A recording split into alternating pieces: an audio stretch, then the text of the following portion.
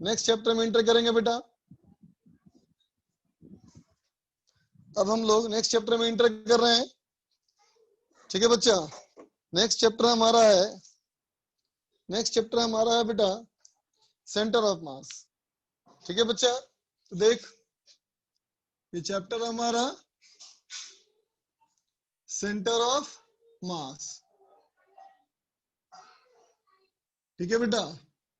तो देखो centre of mass chapter जो हमारा है बेटा, हाँ बेटा रोटेशन ऑफ अर्थ पढ़ेंगे लेकिन अभी नहीं, ये पढ़ेंगे ग्रेविटेशन चैप्टर में, है ना।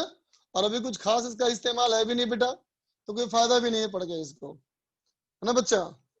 सेंटर ऑफ मास चैप्टर पढ़ेंगे ना हम लोग।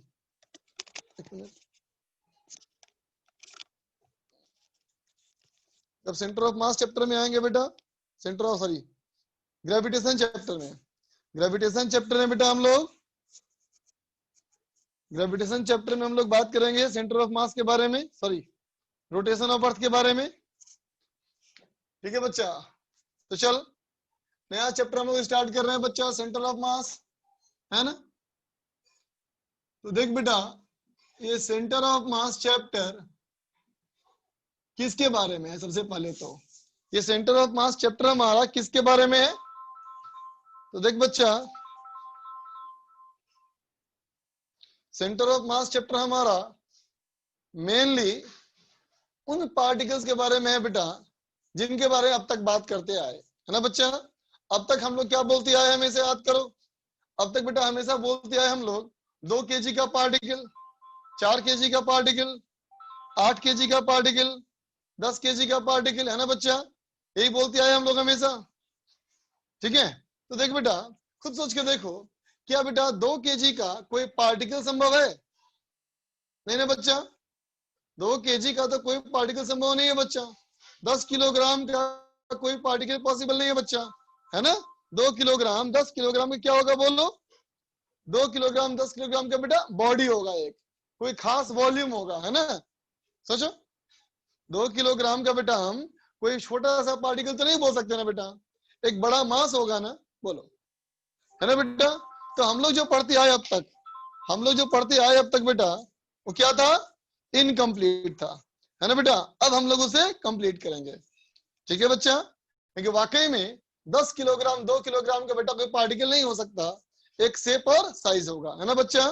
तो देखो सेंटर ऑफ मास के बारे में पहली बात, सेंटर ऑफ मास के बारे में बेटा पहली बात क्या कहेंगे हम लोग? तो कहेंगे बेटा सेंटर ऑफ मास हमारा chapter it help us in it help us in considering a body as a point mass, है ना बेटा। एक पॉइंट मास को एज्यूम करने में हमको ये हेल्प करता है ना बेटा। सेंटर ऑफ मास हमें इस बात में हेल्प करता है बच्चा कि हम एक बॉडी को पॉइंट मास मान सकें, है ना। और पॉइंट मास कहाँ मानेंगे? तो कहेंगे पॉइंट मास कहाँ मानेंगे बेटा हम लोग? सेंटर ऑफ मास से मानेंगे, ठीक है। बात समझे? देख बच्चा दूसरी बात, सेंटर ऑफ मास को अगर हम पॉइंट मास मानेंगे तो कहाँ मानेंगे? Eight which point? जैसे कि बेटा देख अगर एक बॉडी हमारे पास है बच्चा, चल मानते हैं ये 100 ग्राम की बॉडी है। तो अगर 100 ग्राम की बॉडी है बेटा तो एक एक ग्राम के हिस्से बेटा कितने पीसेज हैं? 100 पीसेज है ना। और 10-10 ग्राम के इसमें 10 पीसेज हैं, 50-50 ग्राम के 2 पीसेज है ना बच्चा। मतलब ये सिंगल पार्टिकल तो नहीं हो सकता, ये एक बॉडी हो सकता है ना बच्चा। तो हम सेंटर ऑफ मास को ऐसा बोलना चाहते हैं बेटा जहां पे हम एक पॉइंट पे रुक जा बेटा 1 मिनट, बहुत बार फोन आ रहा है, एक बार रुक जाओ।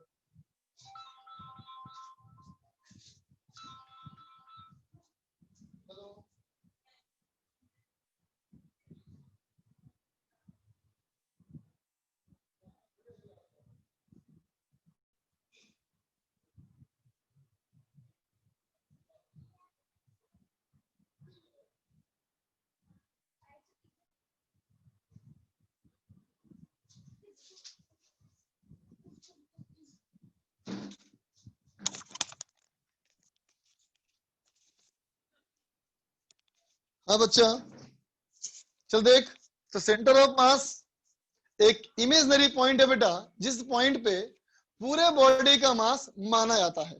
ठीक है बच्चा। दूसरा point, centre of mass is an imaginary point, है ना बेटा। ये एक काल्पनिक पॉइंट है बेटा, वास्तविक पॉइंट नहीं है ना। वेयर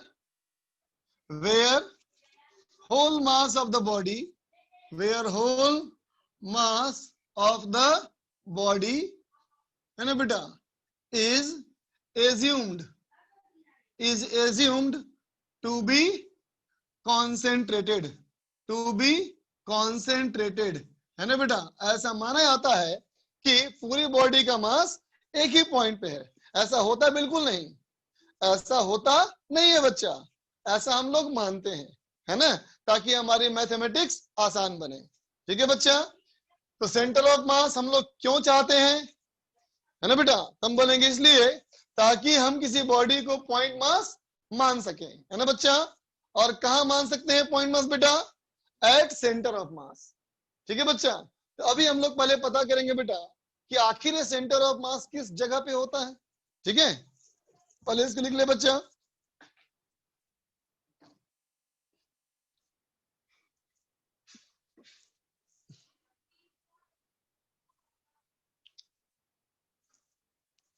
पहले इसको नोट कर ले।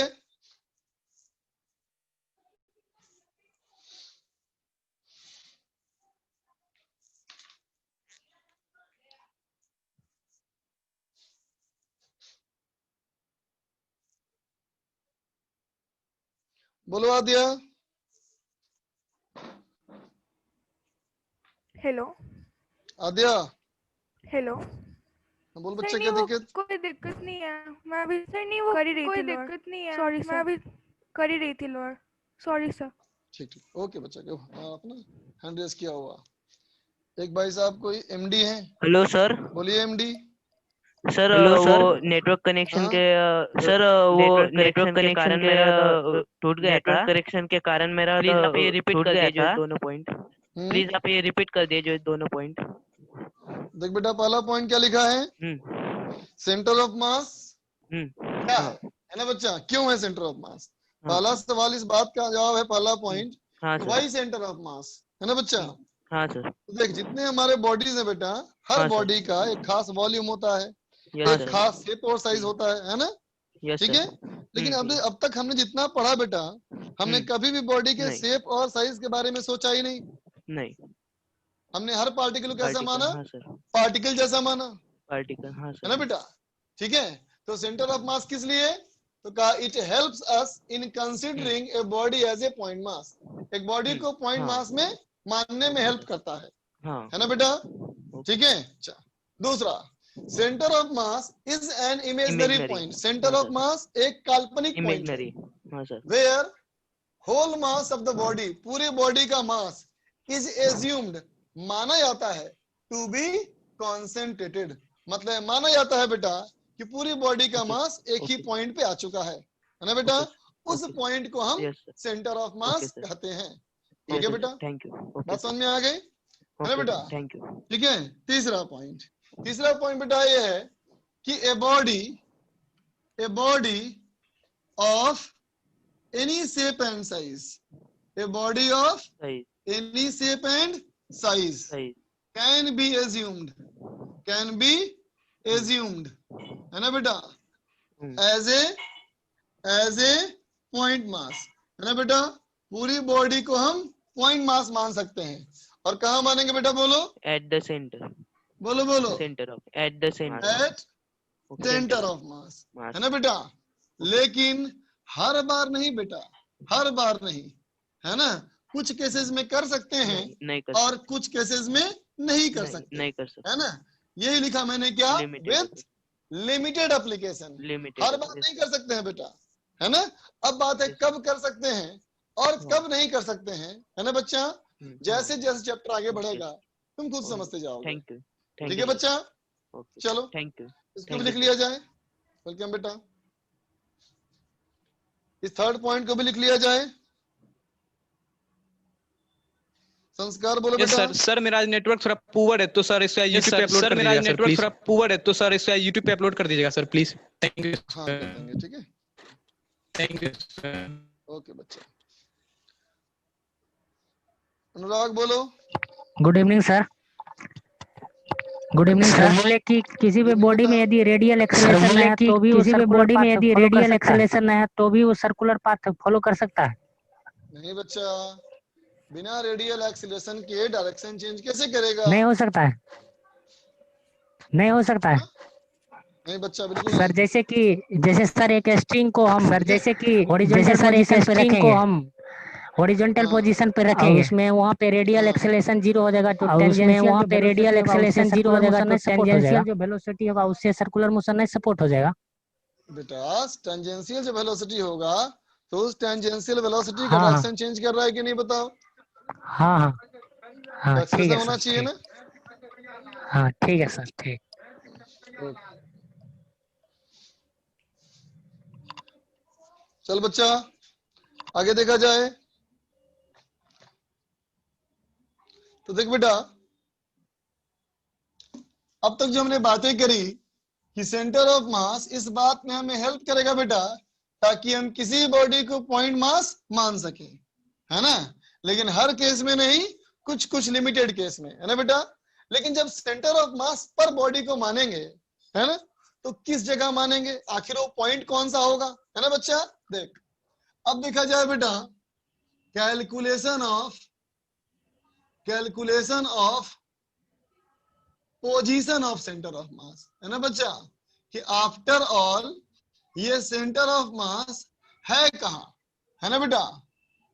कैलकुलेशन ऑफ सेंटर ऑफ मास, ठीक है बेटा, ठीक है। पहले देखा जाए for a system of discrete masses, है ना बेटा, इसके मास कैसे होंगे, डिस्क्रीट होंगे। डिस्क्रीट मतलब कहीं कहीं होगा मास, है ना बेटा। जैसे कि बोलो कि मान लो एक छोटा सा पार्टिकल मास m1, मान ले बेटा एक छोटा सा पार्टिकल मास m2, मान ले छोटा सा पार्टिकल m3, मान ले बेटा यहाँ m4, मान ले बेटा यहाँ पे m5, है ना, ठीक है। ये सब पार्टिकल्स हैं, है ना बेटा। तो चलो बात करें कि आखिर इनका सिस्टम कहाँ होगा, इनका सेंटर ऑफ मास कहाँ होगा, ठीक है बच्चा। डिस्क्रीट मास मतलब क्या हुआ, तो कहोगे इसका मतलब है सिस्टम ऑफ पार्टिकल्स, है ना बेटा, अलग अलग पार्टिकल्स हैं बच्चा, ठीक है। इस सिस्टम का अगर हम सेंटर ऑफ मास कहें तो कैसे कहें, ठीक है। तो देख बेटा इसका क्या बनाया गया रूल, इसका बनाया गया कि चलो मान लेते हैं कि ओरिजिन है, मान लिया बेटा ये ओरिजिन है ना बेटा। m1 मास जो है वो यहां से r1 वेक्टर के पोजीशन पे है बेटा, ठीक है। और m2 मास जो है वो यहां से r2 वेक्टर के पोजीशन पे है ना बच्चा। मैग्नीट्यूड भी डायरेक्शन भी, ठीक है बच्चा। ये हमारा हो गया r3 वेक्टर, है ना बेटा। ये हमारा क्या है r4 वेक्टर, ये हमारा क्या है बेटा r5 वेक्टर, है ना बच्चा। इसी तरह से यहाँ बहुत सारे पार्टिकल है ना बच्चा, r1 r2 r3 r4 r5 r6 r7 r8, है ना, हंड्रेड्स ऑफ पार्टिकल है बेटा, है ना। इन सब का हमें निकालना है सेंटर ऑफ मास, ठीक है बच्चा, ठीक है। तो देख बेटा इसका फॉर्मूला क्या बनाया गया, देखो इसका बनाया गया r centre of mass vector equal to m1 r1 vector plus m2 r2 vector plus m3 r3 vector up to सारे पार्टिकल के लिए divide by m1 plus m2 plus m3 plus m4, है ना बेटा, एंड सो ऑन। ऐसा formula बनाया गया है ना, जिसको हम क्या बोलेंगे, summation of mi ri vector by summation of mi, है ना बेटा, जितने पार्टिकल हो उन सब के लिए, है ना बेटा। अब जो फॉर्मूला बना है बेटा, है ना, ये थोड़ा अलग सा दिखता है हम लोग को, है मन में कभी आता है ऐसा ख्याल कि आखिर ये फॉर्मूला आया कहां से, है ना बेटा। तो देखो इसके बारे में मैं लिख रहा हूं बेटा, for the sake of calculation of of position of center of mass, है ना बेटा, सेंटर ऑफ मास के पोजीशन को कैलकुलेट करने के लिए, है ना बेटा, it is defined as, it क्या, centre of mass, it can be understood, it can be understood as the average of mass distribution, है ना बेटा, मास का जो फैलाव है बच्चा, मास का जो फैलाव है ना, इस फैलाव का जो एवरेज पोजीशन वेक्टर है वही हमारा सेंटर ऑफ मास है ना बच्चा। फिर से बोलता हूं, सेंटर ऑफ मास क्या है बेटा, कोई भी सिस्टम में अगर पार्टिकल फैला हुआ हो, ठीक है, तो फैले हुए पार्टिकल में हर पार्टिकल का बेटा अलग अलग आर वेक्टर है ना, ठीक है, तो इन सारे आर का इन पूरे मास के लिए जो एवरेज आएगा वही हमारा सेंटर ऑफ मास है। समझ में आया बच्चा? ठीक है ना? सुनो बच्चा फिर से एक बार, चलो मान लो अगर मैं तुमसे कहूं बेटा, इमेजिन करो कि तुम क्या करते हो बेटा, कि हर दिन अलग अलग सब्जियां खरीदते हो, ठीक है बच्चा, है ना, चलो मान लेते हैं बेटा कि तुम रोज आलू ही खरीदते हो, है ना बेटा, तो चलो मान लिया कि तुम सोमवार को, मंडे को, है ना बेटा, मंडे को गया, है ना बेटा, मंडे को तुमने 2 किलोग्राम आलू खरीदा, कितना लिया, 2 किलोग्राम बेटा आलू खरीदा at the rate of 20 rupees per KG, 1 KG का 20 रुपया, ठीक है बच्चा। फिर ट्यूसडे को गया और लिया 3 किलोग्राम आलू, है ना बेटा, at the rate of 15 rupees per kilogram, ठीक है बेटा। तुम वेंसडे को गया, है ना, वेंसडे को लिया तुम 5 किलोग्राम आलू at the rate of 10 rupees per kilogram, ठीक है बच्चा, है ना। तो बताओ अगर मैं पूछूं एवरेज प्राइस पर केजी ऑफ आलू कितना पड़ा तुमको, तुमको 1 किलोग्राम का एवरेज प्राइस कितना पड़ा, बोलो पवन, बोलो पवन, Yes, sir. पवन, Yes, sir. हाँ Hello, बोलो sir. बच्चा, तुमने Hello, इन sir. 3 दिनों में Yes, sir. कितने आलू खरीदा? Yes, sir. यस सर क्या होता है बताओ, ये 3 दिन में कितने आलू Sir, तुमने खरीदे? can you repeat the question? Sir, can you repeat the question? The question is that suppose that you are going 3 consecutive day to a sabji mandi, right? And you are purchasing just only potato. On the Monday, you have bought 2 kilogram of potato at the rate of 20 rupees per kilogram. On the next day, Tuesday, you have gone to market. Again, you found the same potato, but at the price of 15 rupees per kg, and you have purchased 3 kilogram of potato. Yes, sir. Right, bacha? On Wednesday, you Yes, have sir. brought 5 kilogram at the rate of 10 rupees per kilogram. So my question is, how much potato you have bought in these So the 2 sum days? of all. So the sum of all. So tell me in mass, So 10 how much it kg. is? So 10 kg. 10 kilogram. And how much money you 135. have expended? 135. 135. So what is the price of per kilogram for you? Sir. So On an 135 average. divided by 10, 13.5. So 135 divided by 10, 13.5. And how you got it? You made it by Yes, sir. 2 into 20 Yes, sir. Yes, plus sir. 3 into 15 Yes, sir. plus 5 into 10 divided sir. by total mass. Yes, sir. बोलो बच्चा, Yes, sir. तुमने ऐसा ही किया ना? फिर से बोलता हूँ, जब तुम 3 दिनों में ये सैंपल लिया बेटा, तो on 3 different days you have found the price of potato to be different on different day, है ना बच्चा? और हर 3 दिनों में प्राइस क्या है बेटा, अलग अलग।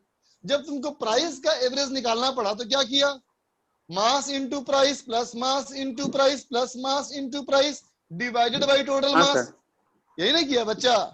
हाँ, सर. ठीक है, तो अब सोचो अगर हमारा इस सिस्टम में इस आर पे ये मास, इस आर पे ये मास, इस आर पे ये मास, इस आर पे ये मास और इस आर पे ये मास, तो इन सब का जब आर एवरेज निकालना होगा तो कैसे निकालोगे? तो R1 M1, R2 M2, R3 हाँ, सर। M3, R4 M4, है ना बच्चा? हाँ, सर. और डिवाइड बाय क्या करेंगे, टोटल मास कर देंगे, हाँ, है ना सर. बेटा? हाँ सर। इसका मतलब साफ हो गया बेटा कि सेंटर ऑफ मास के फॉर्मूले में कोई अनोखी बात नहीं है ना। ये हमारे आम जीवन का जो एवरेज निकालने का तरीका है बेटा, वही ये सिस्टम है। ठीक है, ठीक है बच्चा, सर चलो म्यूट कर लो। हाँ सर, मुझे एक डाउट था बच्चा सर। हाँ सर, मुझे एक डाउट अभी अपने सर सर अपना क्लास नहीं कर पाया ड्यू टू सम सर अपना क्लास नहीं कर पाया ड्यू टू सर इशू थोड़ा सा मतलब कि जो बैच हल्का सा मुझे पिछला पढ़ना है वो तो मैं कैसे पढूं? बैच हल्का सा मुझे पिछला पढ़ना है वो तो मैं कैसे पढूं? हाँ सर। क्या पढ़ना है चैप्टर? हाँ सर। सर मुझे क्या पढ़ना पिछला है दो चैप्टर? दो चैप्टर हर सब्जेक्ट सर मुझे पिछला दो चैप्टर हर सब्जेक्ट का। तो बेटा सबका के वीडियो अवेलेबल है जो सर पे, तो वहां से सारा वीडियो देखते जाओ, है ना। टाइम निकालो एक्स्ट्रा। अगर बाकी लोग मान लो मेहनत करते हैं 6 घंटे, तुम्हें करना पड़ेगा 7 ठीक है घंटे। अच्छा ठीक है सर। और कोई उपाय नहीं बेटा इसके अलावा, ओके सर। है ना। Okay sir. एक बच्चा पूछ रहा है सेंटर ऑफ मास का यूनिट। सेंटर ऑफ मास क्या है बेटा? R centre of mass, position vector of centre of mass, है ना बच्चा। Position vector of centre of mass का मतलब क्या होगा? डिस्टेंस, है ना। जैसे क्या होगा यूनिट? मीटर होगा बच्चा। ठीक है। एक बच्चा पूछ रहा है how did you assume O point? ओ बेटा ओरिजिन है, ओ बेटा ओरिजिन है जहां से मैंने सारे पार्ट की दूरी नापा, है ना बच्चा। तुम चाहो तो ओ कहीं और मान सकते हो। ठीक है। तब देख बच्चा, इसी फॉर्मूले को अगर मैं लिखूं, इसी फॉर्मूले को लिखूं बेटा मैं इन कोऑर्डिनेट सिस्टम, है ना बच्चा। अगर मैं इसी फॉर्मूले को कोऑर्डिनेट सिस्टम में लाना चाहूं अगर, है ना, तो कोई बताओ मुझे कोई पॉइंट बेटा जिसका कोऑर्डिनेट x, y, z हो। ऐसा कोई पॉइंट बेटा जिसका कोऑर्डिनेट x, y, z होता है बेटा, उसके लिए वेक्टर क्या लिखते हैं बताओ? उसके लिए वेक्टर क्या लिखते हैं बोलो? ऑरिजिन से vector x i cap plus Y J cap plus Z के कैप, है ना बच्चा। X i cap plus Y के कैप प्लस जेड के कैप, है ना बच्चा। हमेशा ऐसे ही लिखते हैं। ठीक है बेटा। तो देखो अगर मैं इस आर को बोलूं तो क्या कहोगे? इसको कहोगे तुम x c m i cap, y c m j cap plus z c m k cap, है ना बच्चा। ये क्या हो गया बोलो? तो कहोगे सेंटर ऑफ मास का कोऑर्डिनेट हो गया, है ना बच्चा। उसी तरह से अगर मैं इस आर आई को लिखूं तो equal to summation of m i of x i cap, y i j cap plus z i k cap, है ना बच्चा, divided by summation of m i. बोलो बच्चा, होगा ऐसा? होगा ऐसा बेटा? इसका मतलब क्या है कि अगर फर्स्ट पार्टिकल है तो x1 y1 z1, second particle है x2 y2 z2, third particle है x3 y3 z3, है ना बेटा। और हर पार्टिकल का अलग अलग मास। ठीक है बेटा, सबको यहाँ पे हम सम कर देंगे, है ना बच्चा। तो अब देखो जब ये इक्वल टू ये हो गया बेटा, तो डायरेक्शन के बेस पे जब तुम यहां से अलग करोगे तो क्या बन जाएगा बेटा? ये बन जाएगा XCM, मतलब x coordinate of centre of mass, that is equal to summation of mi xi divided by summation of mi। ठीक बच्चा। अब कहोगे YCM, तो summation of mi yi by summation of mi, है ना बच्चा। अगर कहो जेड सेंटर ऑफ मास तो summation of mi zi divide by summation of mi, है ना बच्चा। समझ गया? तो कोऑर्डिनेट के फॉर्म में भी तुम ऐसे निकाल सकते हो, है ना बच्चा। जब कोऑर्डिनेट फॉर्म में निकल जाएगा बेटा तो सेंटर ऑफ मास का डिस्टेंस भी निकल जाएगा। कैसे? RCM इक्वल टू इतना बेटा, तो इसका क्या हो गया magnitude? Square root of XCM square plus YCM square plus ZCM square. ठीक है बच्चा, नोट कर लो इसको। ठीक है।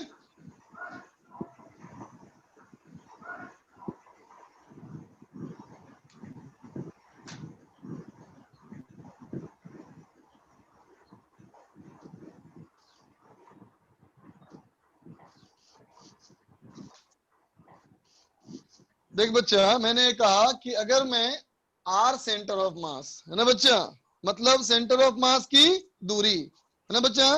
फिर सुन लो बच्चा एक बार, अगर मैं कहूं ओरिजिन क्या है बेटा 0 0 0, वैसे ही मान लो m1 हमारा क्या है, तो इसका कोऑर्डिनेट x1 y1 z1, इसका x2 y2 z2, इसका x4 y4 z4, इसका x3 y3 z3 है ना बच्चा। तो उसी तरह सोचो बेटा, ये सेंटर ऑफ मास कभी तो कोई रिजल्ट आएगा कहीं ना कहीं, तो कहीं ना आया तो मान लेते हैं चलो यहाँ आया, तो उसका क्या हो जाएगा कोऑर्डिनेट xcm, ycm, zcm है ना बच्चा। तो देख बेटा, किसी भी पॉइंट का जिसका कोऑर्डिनेट x, y, z होता है बेटा, उसका ऑरिजिन से वेक्टर क्या लिखते हैं बेटा, x i cap plus Y J cap plus Z के कैप। भाई सेंटर ऑफ मम्मी मास के लिए क्या स्वर बन अन्नू जाएगा, लगे के लगे ये बन भाई जाएगा बेटा मम्मी ऐसा। स्वर अन्नू लगे के लगे देखिए आप स्वर अरे हम तो देखिए आप स्वर अरे हम तो आगे कहीं नहीं कुछ ऐसे ऐसे अच्छा ठीक है कुछ आवाज ऐसे कैसे आ रही ऐसे है, अच्छा ठीक है लगेगा इंग्लिश में बात करना पड़ा इंग्लिश में बात करना पड़ा हाँ 25,000 कभी मेरे अंडर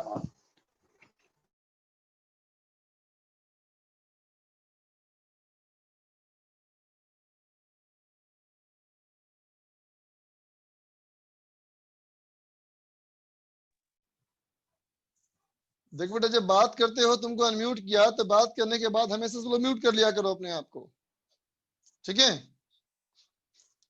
राधे कृष्णा बोलो।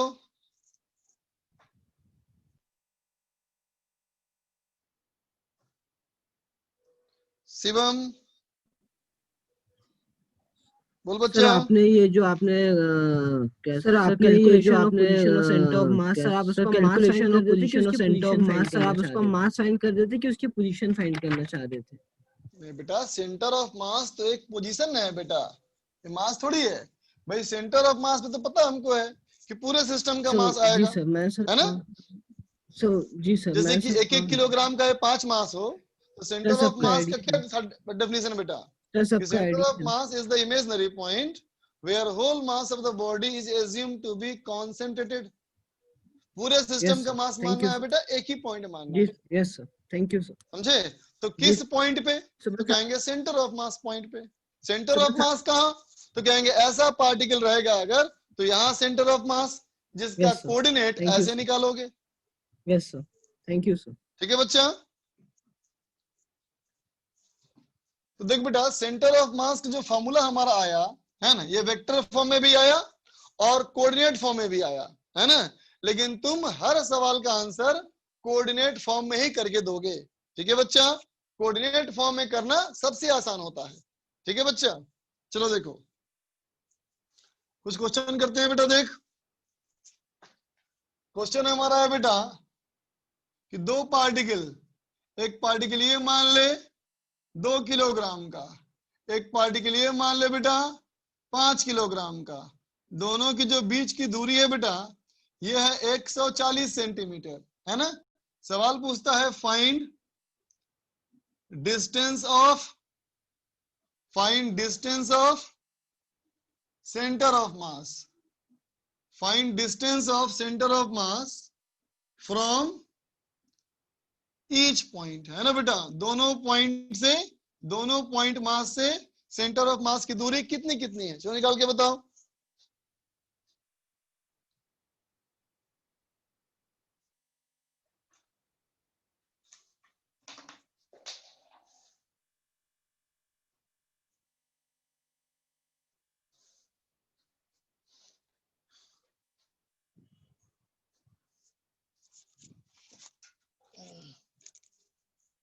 नहीं बच्चा, विशेष का गलत है, विशेष का गलत है, नयन का सही है।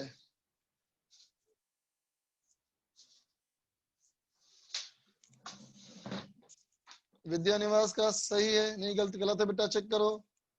नयन का सही। शशांक क्या निकाला बेटा तुम, गौरव गलत, कुशल गलत, राहुल गलत, बिल्कुल सही बात, यस सही हो गया। एमडी गलत, शिवम गलत, भाविक सही, एमडी गलत,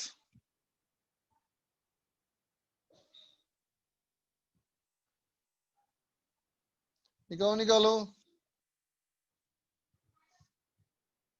बहुत सारे बच्चों का आंसर आ गया, गुड।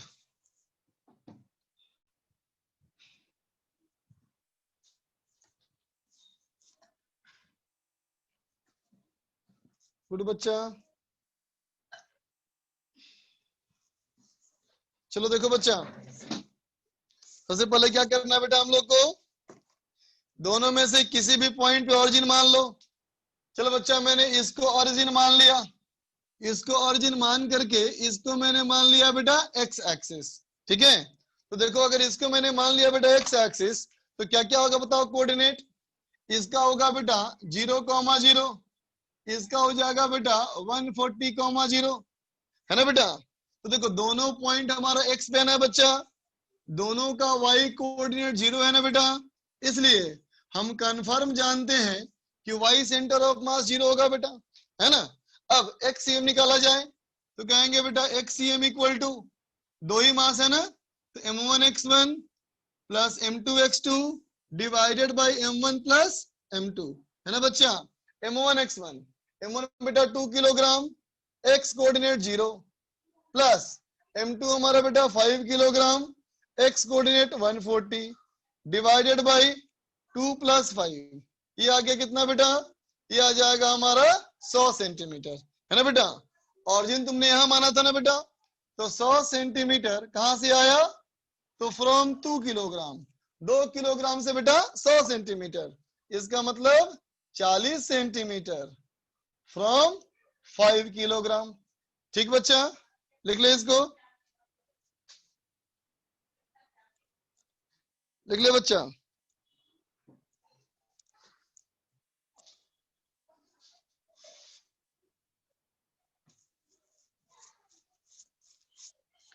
तो प्रोसेस क्या हुआ बताओ, प्रोसेस क्या हुआ। सबसे पहले क्या करना है बेटा, अपने मन से कहीं मान लेना है ओरिजिन, है ना बेटा, अपने मन से कहीं भी ओरिजिन मान लो, उस ओरिजिन के हिसाब से सारे पॉइंट का कोऑर्डिनेट लिखो, उसके बाद डिस्टेंस ऑफ सेंटर ऑफ मास निकालो। ठीक है बच्चा, अगला सवाल देखो, अगला सवाल है बेटा, ये 3 किलोग्राम, ये बेटा 5 किलोग्राम, और ये बेटा 7 किलोग्राम। ठीक है, ये हमारा है बेटा 20 सेंटीमीटर पे, और ये हमारा है बेटा 30 सेंटीमीटर पे। 3 से 5 20, और 5 से 7 कितना, 30 सेंटीमीटर। ठीक है बच्चा, तो सवाल कहता है find distance of centre of mass from each mass, है ना बेटा, हर मास से सेंटर ऑफ मास की दूरी कितनी है निकाल के बताओ। चलो करो करो बच्चा,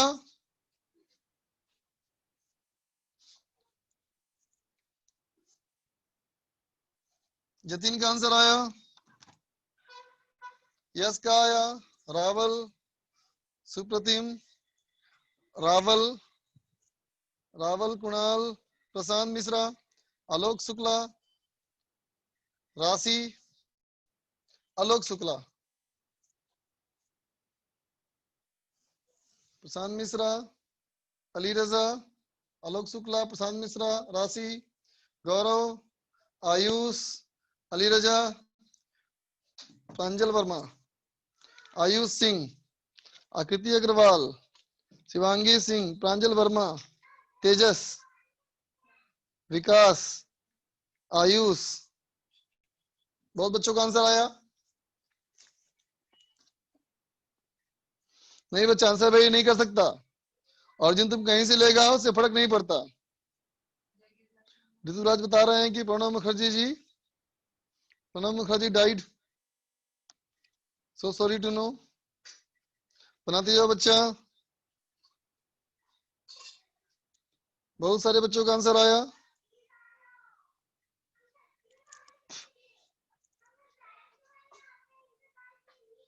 बहुत सारे बच्चों का आ गया। सार्थक, जयेश, कुमार हर्षित, राशि, यश गहलोत, सुधांशु, अब इतने बच्चों का आगे कि नाम लेना मुश्किल है। चलो मैं करता हूँ बेटा, देखो अब फिर से वैसे ही बेटा, ओरिजिन कहीं से मान लो। चलो मैंने यहाँ मान लिया ओरिजिन, तो ये हो गया बेटा मेरा एक्स एक्सिस। सबका लिखो कोऑर्डिनेट, तो 0 0, ये हो गया बेटा 20,0, ये हो गया बेटा 30,0, है ना। तो देख तो बेटा सॉल्यूशन के लिए एक्स सेंटर ऑफ मास है ना बेटा, कितना m1 x1 plus m2 x2 plus m3 x3 divided by m1 plus m2 plus m3। ठीक है बच्चा, तो ये हमारा कितना हो गया, देखो बेटा ये हो गया 100 है ना, और ये हो गया 210, तो ये कितना हो गया बेटा, ये हो गया 310 डिवाइड बाय 15 है ना बेटा। ठीक है, 310 डिवाइड बाय 15 कितना हो जाएगा बेटा, देख तो रफली ये कितना हो जाएगा, तो होगा 15 से 5 कैंसिल करो है ना बेटा, तो ये हो जाएगा 5 6 30, 62/3, इसका मतलब 20.7 सेंटीमीटर अप्रोक्स है ना बच्चा, 20.7 सेंटीमीटर अप्रोक्स बच्चा। ठीक है, देखते बेटा, एक मिनट, हाँ बेटा सॉरी गलती हो गया, इसका तो 50 ना होगा रे, 20 प्लस 30 ना, तो ये हो जाएगा बेटा 50, तो कितना हो जाएगा 350 प्लस 10 है ना बच्चा, ये 100 और ये 350, ये हो गया 450 और ये हो गया 15, ये आया बेटा 30 सेंटीमीटर है ना। तो आंसर कैसे बोलेंगे इसका, आंसर बोलेंगे बेटा 30 सेंटीमीटर फ्रॉम ओरिजिन, ओरिजिन कहाँ है 3 किलोग्राम, तो 3 किलोग्राम, तो यहां से बेटा 30 सेंटीमीटर, तो यहां से कितना, तो कहेंगे 10 सेंटीमीटर फ्रॉम 5 kg है ना बच्चा। और अब देखो बेटा यहां से 30 सेंटीमीटर, तो यहां से कितना, वहां से हो गया बेटा 20 सेंटीमीटर, तो 20 सेंटीमीटर फ्रॉम 7 kg। ठीक है बच्चा, ठीक है, बहुत सही, अच्छा बनाया तुम लोगों ने। चलो अगला सवाल देखिए बेटा, अगला सवाल में ये एक मास 1 किलोग्राम, इधर हमारा 2 किलोग्राम, इधर बेटा 3 किलोग्राम, और यहाँ बेटा 4 किलोग्राम। ठीक है, ऐसा इस बार मास, और ये स्क्वायर बेटा, ये भी 10 सेंटीमीटर, ये भी 10 centimetre, 90 degree angle, 90 degree angle, 90 degree angle, square है बच्चा ये, है ना। सवाल कहता है बेटा find distance of centre of mass, distance of centre of mass from 1 kilogram. ठीक है बच्चा, 1 किलोग्राम से सेंटर ऑफ मास की दूरी कितनी, निकालो।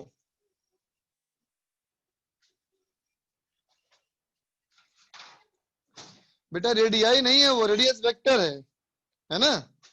हाँ नेगेटिव भी मान सकते हो, वो कोऑर्डिनेट है बेटा, जब कोऑर्डिनेट है तो नेगेटिव पॉजिटिव कुछ ही मान सकते हो बेटा तुम।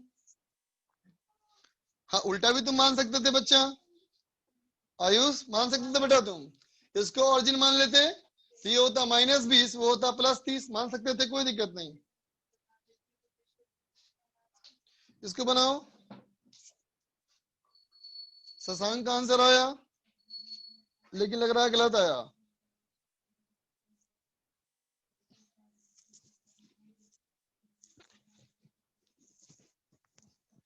नयन का आंसर आया है, लेकिन तुम्हारा भी गलत है बच्चा। शिवम राज,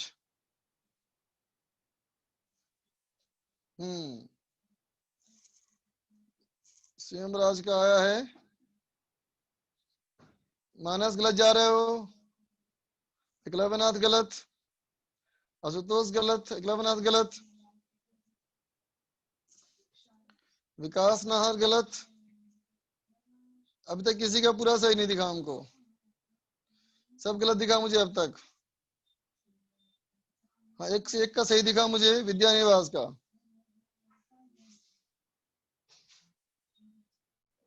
और फिर दिखा सही, हाँ विद्या निवासी है वो। ओप्पो का दिखा सही,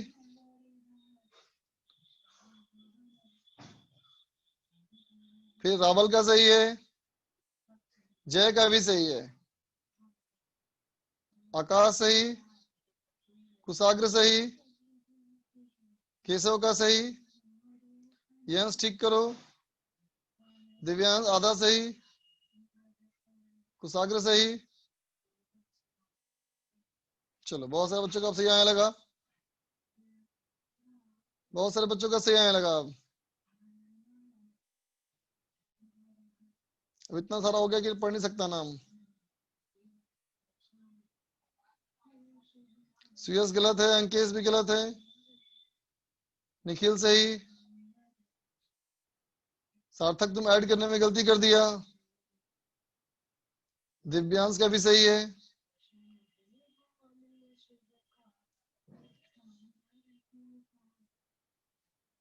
चलो ठीक है बच्चा। अब मैं करता हूं, देखो बच्चा,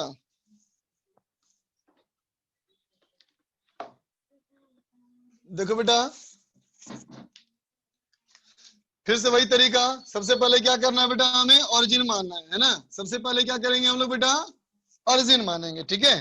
तो देखो हमने बेटा क्वेश्चन में कहता है कि डिस्टेंस फ्रॉम 1 kg निकालना है ना बेटा। तो चलो 1 kg को ओरिजिन मान लो। ये हो गया बेटा हमारा एक्स एक्सिस और ये हो गया बेटा हमारा वाई एक्सिस, ठीक है। अब जब एक्स वाई एक्सिस तुम्हें डिसाइड कर लिया बच्चा, तो इसके आधार पे अब सबका लिखो बेटा कोऑर्डिनेट, है ना। तो देखते बच्चा, ये 0 0, ये हो गया बेटा 10,0, ये हो गया 10,10, है ना बच्चा, और ये हो गया 0,10, ठीक है। सबका लिख लिया कोऑर्डिनेट बेटा, सबका लिख लिया कोऑर्डिनेट। अब क्या करेंगे, अब हम फॉर्मूला लगाएंगे, एक्स सेंटर ऑफ मास, है ना बेटा, m1 x1 तो 1 into 0, है ना बेटा, m2 x2 2 into 10, 2 into 10 plus इसका बेटा 3 into 10, ठीक है। फिर प्लस इसका बेटा 4 into 0, है ना, डिवाइडेड बाय सारे मास को ऐड कर लेंगे, 1 + 2 + 3 + 4, ठीक है बेटा। ये कितना हो जाएगा 50/10, तो हमारा आ गया बेटा ये 5 सेंटीमीटर, ठीक है बेटा। वाई सेंटीमीटर देखो, वाई सेंटर ऑफ मास क्या बेटा, 1 into 0 m1 y1, है ना बेटा, m2 y2 plus m3 y3 plus m4 y4 divide by 1 + 2 + 3 + 4। Okay बच्चा, कितना हो जाएगा बोलो इसका, ये आएगा बेटा 7 सेंटीमीटर, है ना। इसका मतलब जो भी इसका सेंटर ऑफ मास है बच्चा, ये सेंटर ऑफ मास का कोऑर्डिनेट 5,7 है ना। तो अगर किसी पॉइंट का एक्स कोऑर्डिनेट वाई कोऑर्डिनेट पता हो बेटा, तो तुम उसका डिस्टेंस निकाल सकते हो ना ओरिजिन से, है ना। तो distance from centre of mass, है ना बच्चा, सेंटर ऑफ मास से दूरी क्या हो जाएगी बोलो, RCM = square root of 5 square plus 7 square, that is equal to square root 74 centimetre. बहुत सारे बच्चों का आया था आंसर, गुड बच्चा, अच्छा कर रहे हो।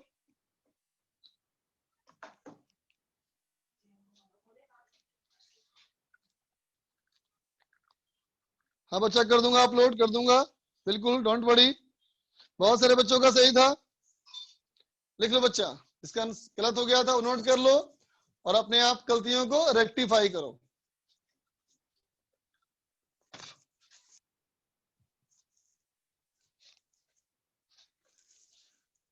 किसी बच्चे को डाउट है, चलो देखते हैं क्या डाउट है भाई।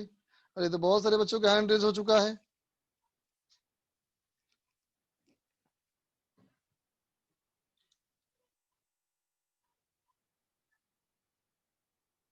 बोलो बेटा Ayush. Hello hello good evening sir. बोल सर बेटा। मैं ये पूछ रहा था कि गुड इवनिंग सर फिजिक्स में हम जब कोई भी क्वेश्चन सॉल्व करते हैं तो फिजिक्स में हम जब कोई भी क्वेश्चन सॉल्व करते हैं तो कितने अटेम्प्ट देना चाहिए अगर क्वेश्चन नहीं हो रहा, और सोल्यूशन कितने मिनट बाद देना अगर क्वेश्चन नहीं हो रहा, और सोल्यूशन कितने मिनट बाद देखना चाहिए? जी अभी सर। तुम लर्निंग स्टेज में ना हो बेटा।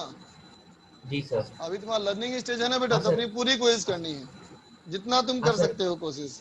और सोल्यूशन देखा करो कब, जब हमारा डिस्कशन हो जाए, है ना, और तभी तुमको नहीं सर मिले उसका लेकिन सोल्यूशन क्वेश्चन तब देखना छोड़ना है। कितने मिनट बाद है? सर लेकिन क्वेश्चन छोड़ना कितने मिनट बाद है? देख बच्चा, तू जब हाँ। होमवर्क किया करना, घर में मतलब होमवर्क करने बैठे हाँ। फिजिक्स का, ठीक है, 1 घंटे में इतना क्वेश्चन कर पाओ, सब्जेक्ट चेंज करो, केमिस्ट्री पढ़ो, मैथ पढ़ो, फिर 1 घंटे पढ़ो फिजिक्स, जी है ना बच्चा, जितना हो जाए उतना जी अच्छा, sir. As much you can.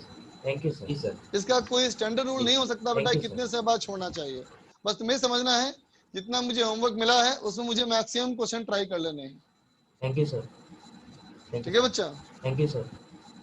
Thank you sir. Anshul बोलो।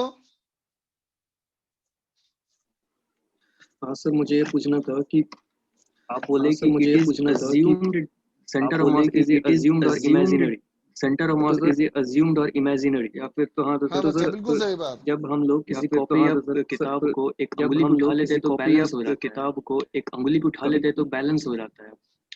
बैलेंस होने का मतलब क्या, सेंटर ऑफ मास है क्या, सारा मास वहीं पे है?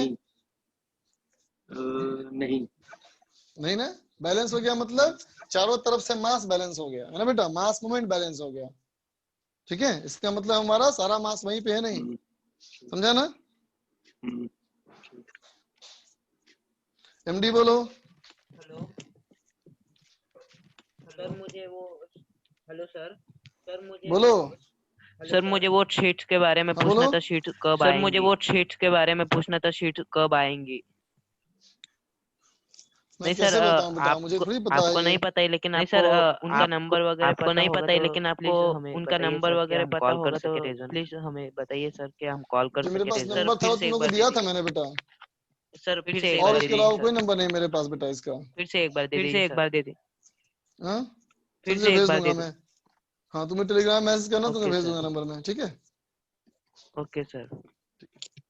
आदिया बोलो। Hello hello. पूछ रही थी कि बोल बच्चा। हम ओरिजिन किसी भी मास को मान सकते हैं, हम ओरिजिन किसी भी मास को मान सकते हैं। जैसे इस सवाल में कहा था ना, distance of centre of mass from 1 kg, yes sir. इसलिए मैंने ओरिजिन माना हमारा 1 kg को। अगर ये कहा होता 2 किलोग्राम को तो यहाँ मैं मान लिया होता ओरिजिन। सबका बताना होता है फ्रॉम ईच अदर वाले क्वेश्चन, सबका बताना होता है फ्रॉम ईच अदर वाले क्वेश्चन में। जहां से पूछेगा ना बेटा दूरी सेंटर ऑफ मास की, वहीं तुम मानना ओरिजिन, फायदा होगा उससे। ठीक है ठीक है ठीक है। चल देखो, सुनो सुनो, मान लो अगर यहाँ से पूछा होता बेटा तुमको, है ना, और तुमने यहाँ ओरिजिन मान लिया, तब भी कोई दिक्कत नहीं, सेंटर ऑफ मास का निकल गया ना बेटा कोऑर्डिनेट। यस सर निकाल तो क्या तुम ये दूरी नहीं निकाल सकती है? निकाल सकते हो। फिर कोई दिक्कत नहीं ना बच्चा, इससे हमारे ओरिजिन मानने से सेंटर ऑफ मास की दूरी को कोई फर्क नहीं पड़ता, समझ गए बेटा? Yes sir. जैसे कि हम 10 लोग एक जगह पे खड़े हो, है ना बेटा, तो हर 2 आदमी के बीच में दूरी अलग अलग है ना? Yes yes sir. जैसे मान लो A B C D E 5 आदमी खड़े अगर हैं, तो A वाले आदमी की B से दूरी अलग है, C से दूरी अलग है, D से दूरी अलग है ना बच्चा? तो अगर हम किसी और A B को माने ओरिजिन, या C को माने ओरिजिन, या D को माने ओरिजिन, तो A का कोऑर्डिनेट अलग अलग आएगा भले ही, लेकिन बेटा A के पोजीशन को इस बात से फर्क नहीं पड़ता है ना, यस सर पड़ता सर। जहाँ पे A है वहीं पे है ना? Yes sir. Thank you sir. Thank you sir. Welcome बेटा। चलो आगे देखिए बेटा, नोट में एक पॉइंट लिखा जाए, नोट में एक पॉइंट लिखा जाए बेटा।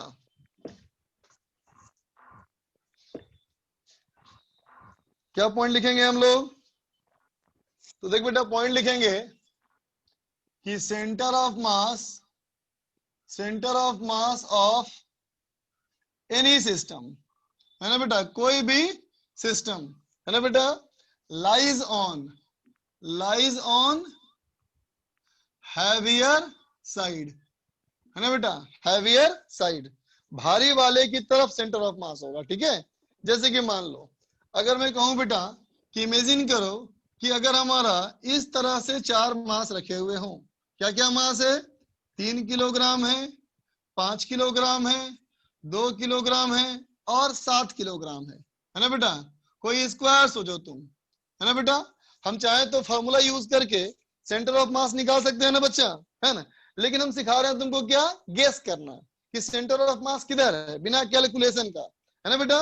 बिना कैलकुलेशन के तुम्हें सेंटर ऑफ मास का अंदाजा लगाना सिखा रहे हैं। ठीक है बच्चा, तो क्या करो, देखो सबसे पहले इसको, इस आकार को, इस ज्योमेट्री को 2 हिस्सों में ऐसे काट दो और ऐसे काट दो। ठीक है बच्चा, ताकि ये दूरी बराबर हो, ये दूरी और ये दूरी बराबर हो। ठीक है बेटा, एकदम बीचों बीच से ज्योमेट्रिकली काट दिया। अब बोलो इसके ऊपर में कितना मास है बेटा, तो 7 + 2 9 किलोग्राम, और नीचे में कितना मास है, 8 किलोग्राम, है ना बेटा। ऊपर मास ज्यादा है, नीचे मास कम है, तो सेंटर ऑफ मास इस लाइन से ऊपर होना चाहिए। बोल बेटा, हमने लगाया अंदाजा कि नीचे मास कम है, ऊपर ज्यादा है ना बेटा, तो सेंटर ऑफ मास ऊपर कहीं होना चाहिए, है ना बेटा। अब चलो, अब यहाँ देखो इस तरफ कितना मास है बेटा, 10 किलोग्राम, यहाँ कितना है बेटा, 7 किलोग्राम, इधर 7 किलोग्राम, यहाँ 10 किलोग्राम, है ना बच्चा। तो सेंटर ऑफ मास का इस तरफ मास ज्यादा है ना बच्चा, तो सेंटर ऑफ मास इस तरफ होना चाहिए। इसका मतलब इस लाइन से ऊपर और इस लाइन से इधर, मतलब इस जोन में कहीं सेंटर ऑफ मास आना चाहिए। बोल बच्चा, सेंटर ऑफ मास इस जोन में आना चाहिए। कहाँ होगा वो तो निकलेगा मैथमेटिक्स से, लेकिन अंदाजा लगा सकते हैं कि जो कुछ भी आना चाहिए बेटा इसी जोन में आना चाहिए।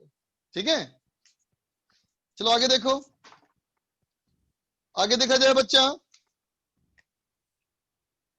तो अब तक जो मैंने बात की बेटा, वो कौन सी बात की, कि अगर बहुत सारे अलग अलग पार्टिकल्स है बच्चा, तो अलग अलग पार्टिकल के पूरे सिस्टम का सेंटर ऑफ मास कैसे निकालोगे। ठीक है बेटा, चलो अब मैं बात करना चाहता हूं कि बेटा अलग अलग मास ना हो, है ना बेटा। कैसा मास हो, एक कंटिन्यूअस मास हो। ठीक है, तो पहले तो उसको नोट कर लो।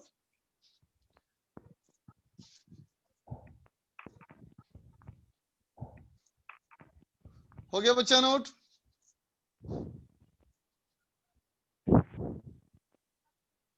सेम लिख रहा है, if compare 3 and 2 in the exercise will that be wrong. बेटा साइड है, साइड, साइड मतलब समझो पास नहीं। मैं ये नहीं बोला बेटा कि सेंटर ऑफ मास सबसे भारी वाले मास के पास होगा, नहीं, ऐसा नहीं। भारी वाले साइड में होगा। जैसे कि इसमें सबसे भारी मास कौन है, 7 किलोग्राम, तो ऐसा मत सोचना कि 7 किलोग्राम के सबसे पास होगा, जरूरी नहीं है ऐसा, है ना बच्चा। ठीक है, जरूरी क्या है, भारी वाले साइड, है ना। दोनों बातों में अंतर समझो। जैसे कि देख बेटा, अब बात करूं मैं centre of mass of continuous mass distribution. ठीक है बेटा, अब बात करना चाहते हैं किसकी हम, कंटिन्यूअस मास। जो 10 किलोग्राम का एक बॉडी, 50 किलोग्राम का एक बॉडी, बड़ा बॉडी, ऐसे बॉडी की बात करना चाहते हैं बेटा। ठीक है, तो पहले तो हम लोग बेटा इस बात को समझें कि मास डिस्ट्रीब्यूशन, मास का बंटवारा, मास का फैलाव, है ना बेटा, किसी कंटिन्यूअस बॉडी में कैसे कैसे हो सकता है ना बेटा। तो सब लोग समझते हो बेटा कि अगर मास किसी बॉडी में फैला हुआ है ना, तो एक तरीका हो सकता है ना, on A line.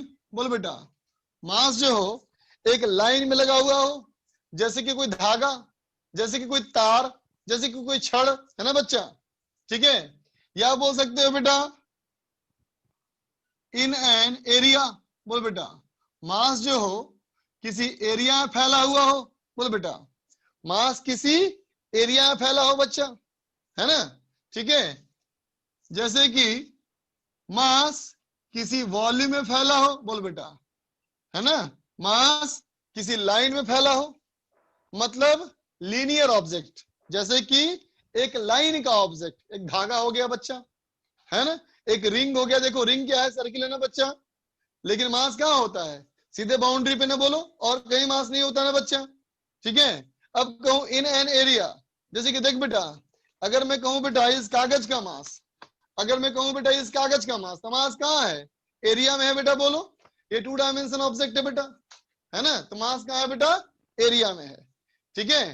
In A volume, जैसे कि क्यूब हो गया, सिलेंडर हो गया, है ना बेटा, 3 डायमेंशनल बॉडी, ठीक है बच्चा। तो देखो बेटा, अगर हम कहेंगे ऑन ए लाइन, है ना, तो मास के डिस्ट्रीब्यूशन के लिए हम जो टर्म बनाते हैं बेटा, उसे कहते हैं लीनियर मास डेंसिटी, है ना बेटा, लीनियर मास डेंसिटी, लैम्डा, ठीक है।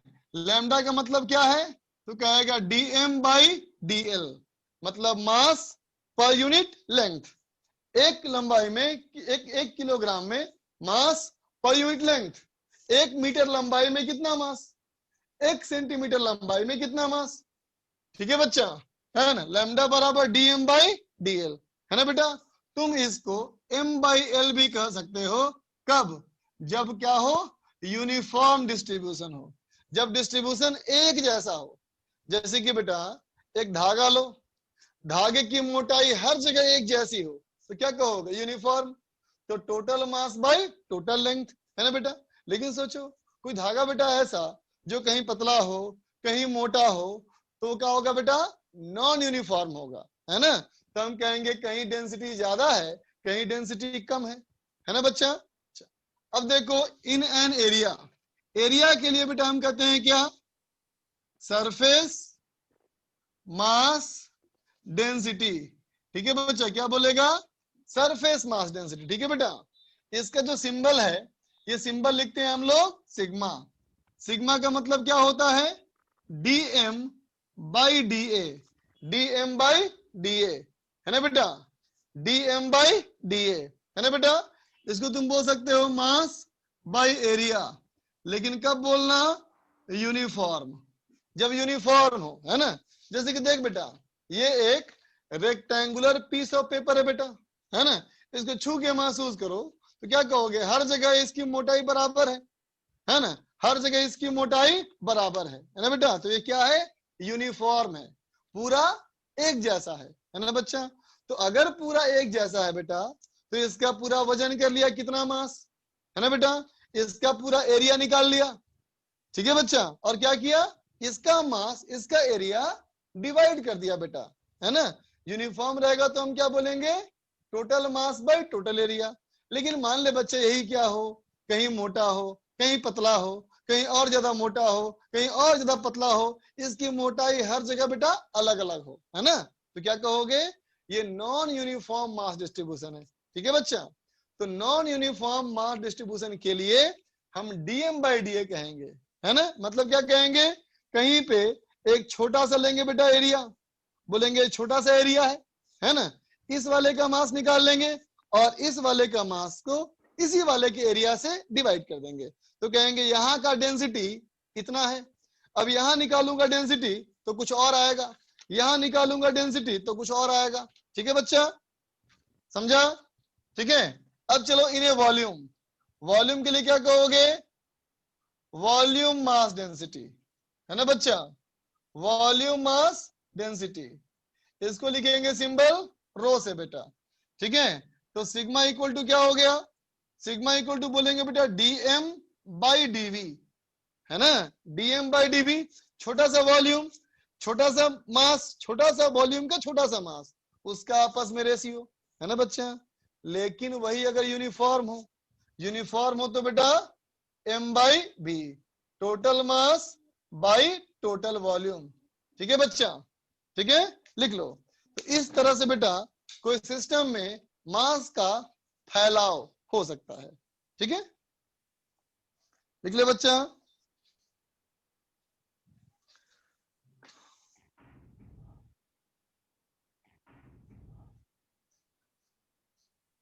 सॉरी, ये रो है बच्चा, है ना, इसका रो है बेटा, ये है ना, ये रो है, ये सिग्मा है बेटा, और ये लैम्डा है, ठीक है बच्चा। एब्सोल्यूट 2D ऑब्जेक्ट होता है क्या? नहीं बेटा। देखो एब्सोल्यूट 1D ऑब्जेक्ट भी नहीं होता, एब्सोल्यूट 2D ऑब्जेक्ट भी नहीं होता, है ना। लेकिन देखो जैसे मान लो एक ऑब्जेक्ट है बच्चा, है ना, ये ऑब्जेक्ट में इसकी लंबाई है, चौड़ाई है और मोटाई है। अब देख सकता है तुम कि इसकी मोटाई जो है बेटा इसकी लंबाई और चौड़ाई के मुकाबले में बहुत छोटा है ना। तो लंबाई और चौड़ाई के मुकाबले में जब मोटाई बहुत छोटा है बेटा तो मोटाई की बात हम नहीं करेंगे, ठीक है ना बच्चा। जैसे कि बताओ कोई, जैसे बताओ एक रॉड के लिए किसकी बात होगी? एक रॉड के लिए लैम्डा, सिग्मा या रो? जल्दी बोलो, रॉड के लिए, रॉड के लिए क्या होगा? एक पतला वायर है, पतला वायर के लिए क्या होगा? पतला वायर के लिए लैम्डा, बिल्कुल सही बच्चा। अब बताओ मेरे पास एक रेक्टेंगुलर सीट है, रेक्टेंगुलर सीट के लिए बोलो मास कहाँ होगा? एरिया। रेक्टेंगुलर सीट के लिए मास किसमें? लैम्डा, सिग्मा या रो? सिग्मा, बिल्कुल सही बात बेटा। अब बताओ एक सॉलिड स्फीयर है, सॉलिड स्फीयर है बेटा, सॉलिड स्फीयर क्या बताओ? सॉलिड का सिंबल बताओ, रो, बिल्कुल सही बात बेटा। ठीक है, अब चलो बताओ एक हॉलो स्फीयर, खोखला स्फीयर, खोखला स्फीयर सिग्मा ना बेटा। अगर खोखला स्फीयर होगा, खोखला स्फीयर मतलब जैसे मान लो संतरे का छिलका है ना बेटा, जैसे कि मान ले एक संतरे का छिलका हो बेटा, संतरा अंदर से निकाल लो तो जो छिलका बचा बेटा उसमें मास कहाँ है? तो मास ऑन एरिया है बेटा, बोलो, है ना। संतरे का कोई छिलका हो बेटा तो मास कहाँ होगा? एरिया में होगा, है ना बेटा। मास यहाँ पे वॉल्यूम में नहीं होगा बेटा, बात समझ गए? ठीक है, अब सोच के बताओ, अब चलो सोच के बताओ बेटा, अगर कोई रिंग है, रिंग, रिंग के लिए क्या होगा बोलो? रिंग के लिए रिंग मास कहाँ होता है? एक रिंग में मास कहाँ होता है? लाइन में ना। इसका मतलब बेटा बात किसकी होगी? लीनियर की, है ना बेटा। अब चलो हॉलो सिलेंडर बताओ, hollow cylinder, hollow cylinder, hollow cylinder में सिग्मा, हाँ बच्चा, जो भी खोखला है तो मास सरफेस पे है ना बच्चा। ठीक है, अब समझते हैं लेंथ, एरिया, वॉल्यूम, है ना बच्चा। ठीक है, तो चलो आज के लिए इतना ही बच्चा, अब करेंगे डिस्कशन, अब करेंगे डिस्कशन। किसी बच्चे से पूछते हैं क्या था होमवर्क?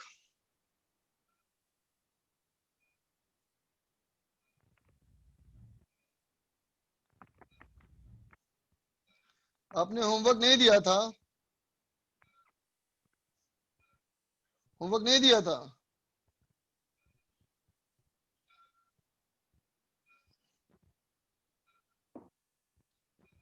अरे चैट बंद कर।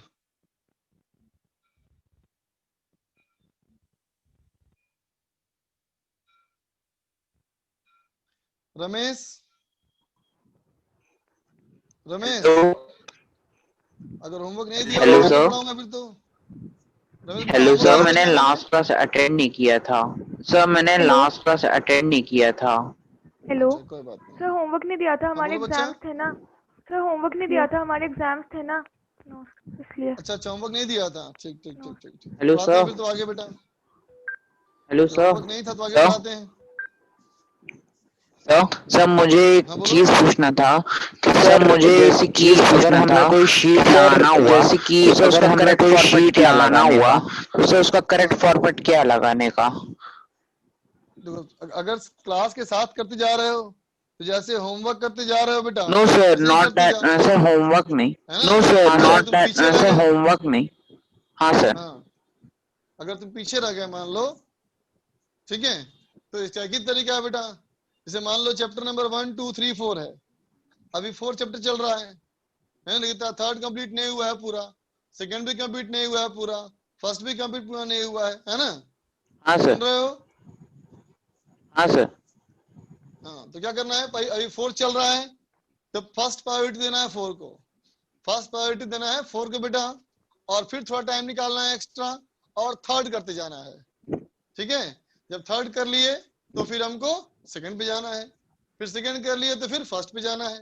ओके है ना बेटा? इसे मान लो अगर तेरा Yes, करंट sir. रह गया बेटा, तो करंट वाला Yes, sir. काम तो करोगे सबसे पहले करोगे, करंट Yes, वाला काम sir. सबसे पहले करना है, यस सर तो करते ही जाना है। उसमें हम कोई कोताही नहीं बरत सकते। करंट वाला काम तो एकदम करते जाना है बच्चा, और उसके अलावा तुमको टाइम निकालना है। और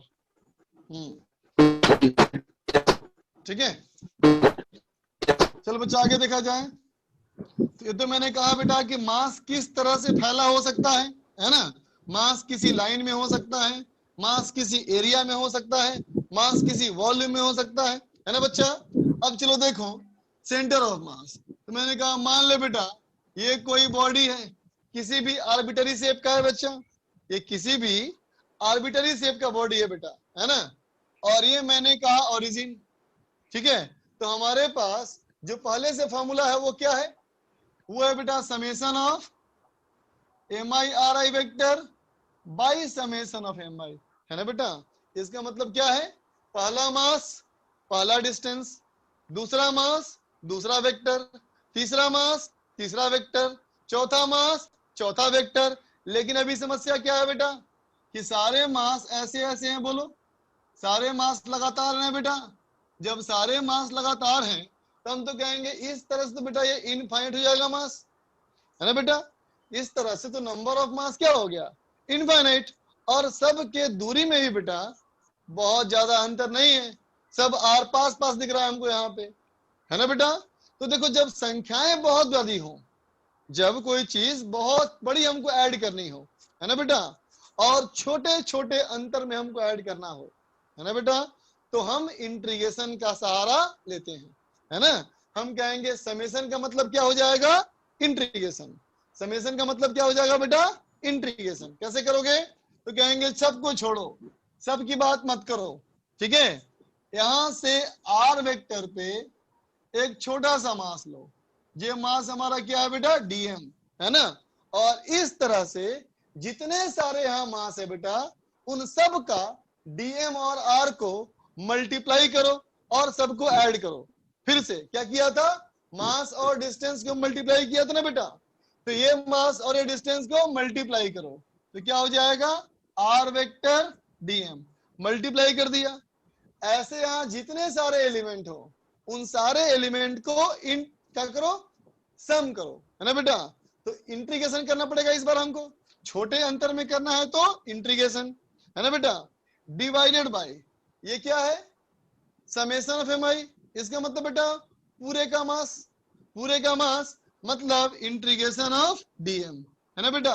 तुम इसको एम भी कह सकते थे, इंटीग्रेशन ऑफ डीएम क्या होगा? एम, और तुम चाहो तो बेटा इसको एम भी कह सकते हो, है ना?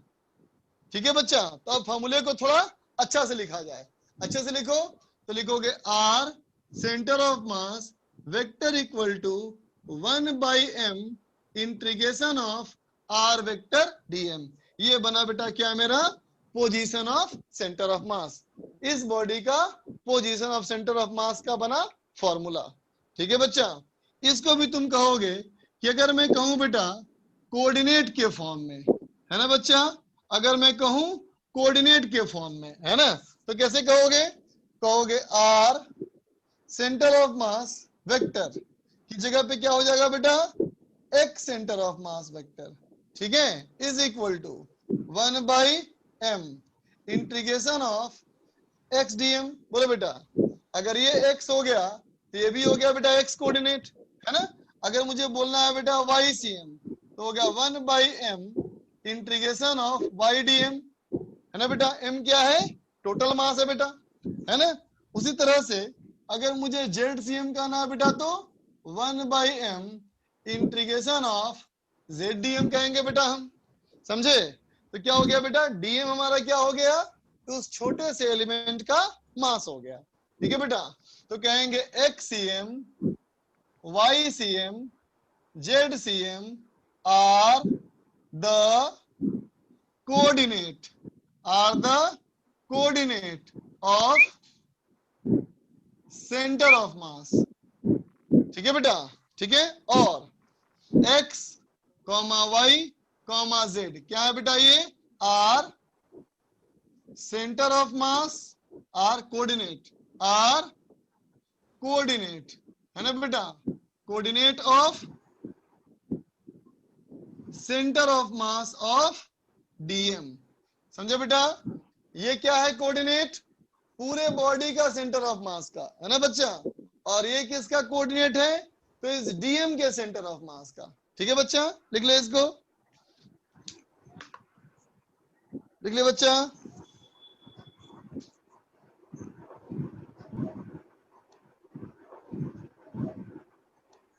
हर्षद बोलो। सर आपने जो सर स्टार्टिंग में सर जो सेकंड बोलो। सर स्टार्टिंग में सर उसमें आपने सेकंड क्वेश्चन करवाया था ना सर। हेलो सर, उसमें आपने जोर से बोलो थोड़ा सा।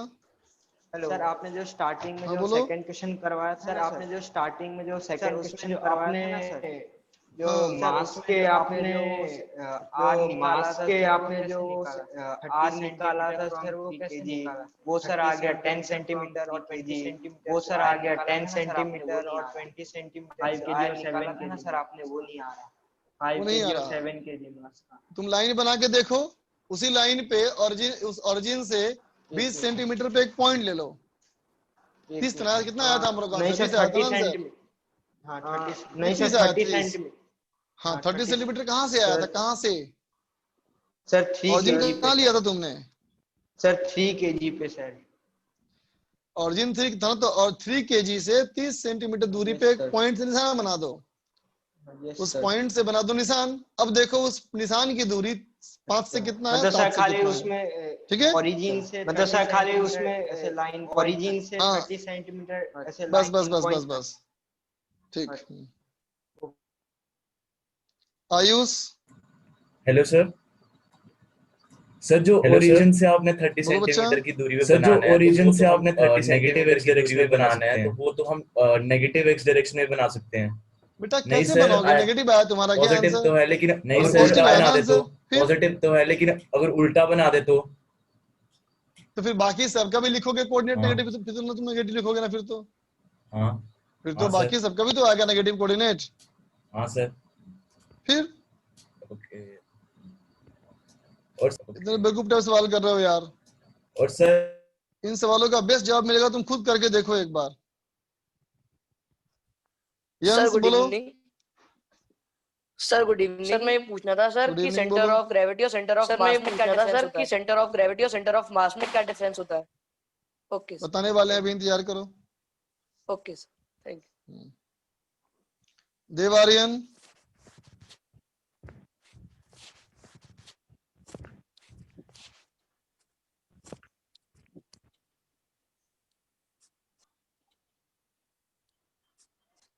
नहीं बोलना है कुछ। Aditya. Yes sir, yes sir. Sir बोलो क्या बोलना है बेटा? सर 80 जो होता है, सर मैं डाउट ये था कि सर 80 जो होता है वो चेंज इन स्पीड की वजह से होता है या चेंज इन वेलोसिटी की वजह से? चेंज इन स्पीड की वजह से होता है या चेंज इन वेलोसिटी की वजह से? Total acceleration change in velocity, tangential acceleration change in speed, centripetal acceleration change in direction. Formula sir ठीक है, d mod v by लेकिन dt सर इसका formula sir d mod v by dt होना चाहिए ना? तो भी नहीं सर आपने लिखा था 80 लिखा था क्या ऊपर? dv by dt। नहीं सर आपने लिखा था 80 dv by dt। नहीं सर, नहीं वेक्टर नहीं था। नहीं सर, नहीं वेक्टर नहीं था। क्या मतलब है? इसका मतलब क्या है कि वो मैग्नीट्यूड था। Okay thank you sir. Okay thank you sir. Ashutosh. नहीं सर क्लियर हो गया। नहीं sir Anurag. Hello sir. Hello sir. बोलो। बोले सर प्रॉब्लम की वाला साइकिलिस्ट डबल प्रॉब्लम की वाला साइकिलिस्ट डबल सर्कल है। बताते हैं, रुकिए थोड़ा, बताते हैं, रुकिए थोड़ा। क्या सर्कुलर मोशन में जो ने सर्कुलर मोशन में जो ने जो ट्रैक। अच्छा अभी मेरा अनम्यूट करने का पर्पस लोगों का ये है कि जो अभी पढ़ा रहा है उसमें डाउट है। क्या डाउट है? एक आध बच्चे को बता दिया, सब कुछ बताता रहूंगा बेटा। इसमें डाउट हो पूछो। अदर्स? सर होमवर्क तो दिया था सर। सर होमवर्क तो दिया था सर। एक्सरसाइज क्या दिया था 1 homework? Part 1 part 2 section C and exercise 2 part 2 section C and exercise 2 1 to 5। Yes sir. Exercise 2 1 to 5। Yes sir. हाँ याद Yes, आ sir. गया, मुझे दिया हुआ था होमवर्क। चलो Yes, उसी में sir. और कर देंगे ऐड, नेक्स्ट क्लास में करेंगे डिस्कस, कोई बात नहीं। Okay. Ayush? Hello hello good evening sir. Sir जैसे वो अभी बोलो। आपने बताया था ना कि गुड इवनिंग सर। सर जैसे वो अभी आपने बताया था ना कि क्वेश्चन को सर वो तो शीट की बात हो गई और सर बुक में कैसे करना है सर, जैसे हम HCV लगाते हैं बुक में कैसे करना है सर, जैसे हम HCV लगाते हैं। HCV लगाना मस्ट नहीं है बच्चा, अगर सीट वीट अच्छे से कर पाते हो और टाइम मिलता है तुम्हारा, सीट अगर पूरी तरह कंप्लीट है then only do HCV, otherwise no. जब तक सीट पूरी कंप्लीट ना हो बच्चा, HCV वगैरह करने का कोई फायदा नहीं है। फर्स्ट प्रायोरिटी सीट को देना है। अब प्रदीप? हेलो सर, मुझे वो जो बॉक्स में आप जो फॉर्मूला हेलो सर, मुझे वो जो बॉक्स में आप जो फॉर्मूला लिखा रहे उसका डेरिवेशन समझ में नहीं आया। हाँ कौन से RCM वाला। इसका डेरिवेशन? हाँ RCM वाला। बेटा इसको इससे मैं रिलेट किया, ड्राइव नहीं किया, इससे रिलेट किया, इससे मैंने उसको रिलेट किया। इसका मतलब क्या था, m into r को ऐड करना है सारे पार्टिकल के लिए, ये मतलब था बच्चा। हाँ तो मैंने कहा ऐसा मान लो छोटा सा एलिमेंट, तो ऐसा छोटा सा एलिमेंट इसमें तो बहुत सारा है ना, तो ऐसे छोटे से एलिमेंट का r से मल्टीप्लाई किया, m into r हो गया ना ये। अब सारे के लिए ऐड करना है, मतलब इंटीग्रेट करना है। सर और वो 1/m, ठीक है सर और वो 1/m वो है ना। अच्छा समेशन ऑफ m मतलब क्या हुआ, टोटल मास। अच्छा ठीक है, टोटल मास है ये। मधुरमन बोलो। Hello sir. हेलो सर, शनिवार को सर मैं सर लेक्चर सर शनिवार को sir resonance lecture sir app पे सर नहीं है, रेजोनेंस रेजो सर ऐप पे सर नहीं है। तो तू YouTube पे देख ले, मैंने कर दिया था अपलोड। सर कर दी? ठीक है, यस सर। सर कर दी? यस YouTube पे देख ले। यस देख बच्चा, अब तुम्हें इसका मैं इस्तेमाल करके दिखाता हूँ। ठीक है बच्चा, देख जैसे मान ले, जैसे कि मान ले मैं निकालना चाहता हूँ बेटा सेंटर ऑफ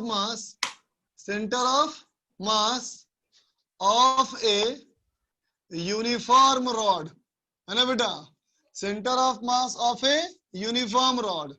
चल मान लेते हैं बेटा ये एक रॉड है, ये एक रॉड है बेटा, है ना, जिसका कि एक सर्टेन मास है बेटा और एक सर्टेन लेंथ है ना, एक सर्टेन मास है और एक सर्टेन लेंथ है बेटा, है ना।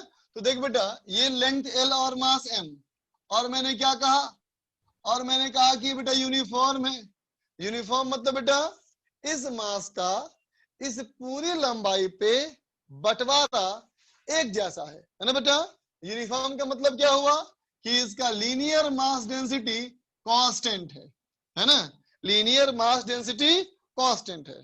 ठीक है बच्चा, तो देख बच्चा तू पहले से जानता है कि अगर यूनिफॉर्म रॉड होगा बेटा तो बीच में होगा बैलेंस, है ना। इसका मतलब इसका centre of mass mid point पे होना चाहिए, L/2 पे होना चाहिए, है ना बच्चा। जो तुम्हें दिखाता हूं बेटा इसको मैथमेटिकली कैसे कर सकते हैं कैलकुलेट। तो देख बेटा सबसे पहले मैंने क्या किया कि यहाँ पे एक ऑरिजिन चूज किया, है ना बच्चा। मैंने मान लिया ऑरिजिन यहाँ से x डिस्टेंस पे, ठीक है बेटा, और ये हमारा हो गया x एक्सिस। तो फिर इसका सारा पार्टिकल x एक्सिस पर ही लाई कर रहा है बेटा, इस बॉडी का कोई भी हिस्सा y और z पे नहीं है।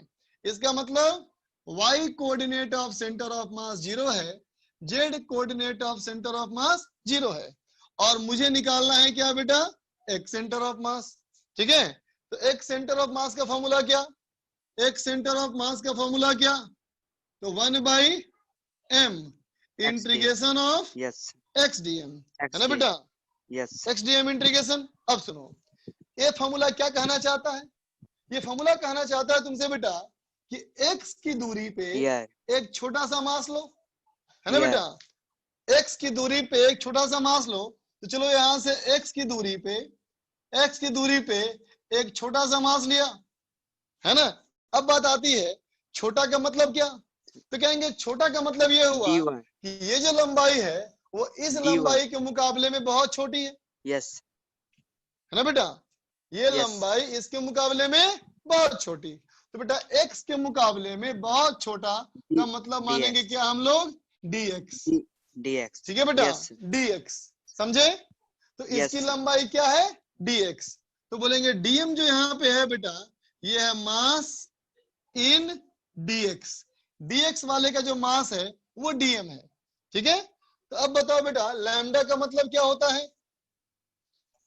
लीनियर मास डेंसिटी, मतलब 1 मीटर लंबाई का मास लैम्डा। तो 2 मीटर लंबाई का मास 2 लैम्डा, 3 लैम्डा, 3 मीटर का बेटा 3 लैम्डा, 3 लैम्डा, 5 मीटर का 5 लैम्डा, है ना? तो बताओ dx मीटर का dx lambda, dx lambda, dx है ना बच्चा? तो dm क्या हो गया हमारा? dx लैम्डा हो गया। ठीक है? अब इसको यहाँ पुट कर लिया जाए तो क्या हो जाएगा? xcm बराबर 1/m integration of x into dx into lambda. बोलो बच्चा। ठीक है? अब बोलो इस इंटीग्रेशन के अंदर जो लैम्डा है वो कांस्टेंट है कि वेरिएबल है? क्या लिखे हो? लैम्डा कांस्टेंट की वेरिएबल? कांस्टेंट सर, क्या है? Constant sir. Yes sir. तो लैम्डा बाहर निकल जाएगा। Yes sir. तो इंटीग्रेशन से लैम्डा बाहर निकल जाएगा तो क्या बचेगा? लैम्डा बाई यस m, है ना बेटा? x dx, integration of x dx, x dx, है ना बेटा? अब बताओ जिसका हमको सेंटर ऑफ मास निकालना है बेटा, क्या उसका लंबाई पता है हमको? Yes sir l। बोलो। Yes sir l। अगर लंबाई पता है, चौड़ाई मोटाई पता है, इसका मतलब जो इंटीग्रेशन है बेटा वो डेफिनिट है ना? तो यहाँ लिमिट डालना पड़ेगा। तो हम कहेंगे देखो रॉड स्टार्ट यहाँ से हुआ ना, जहां से स्टार्ट हुआ इसका मतलब है x बराबर 0। यस है ना? और जहां तक मुझे ले जाना है बेटा ये है x बराबर l।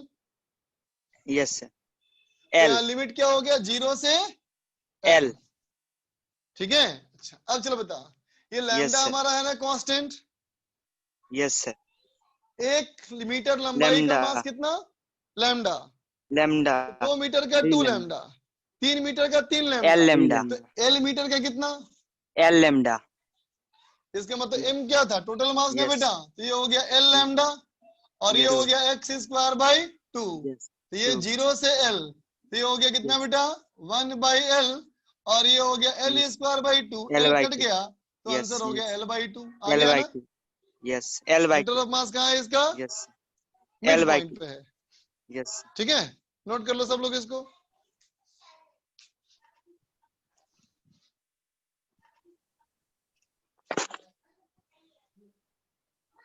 अब प्रदीप क्लियर हो गया, क्लियर हो गया।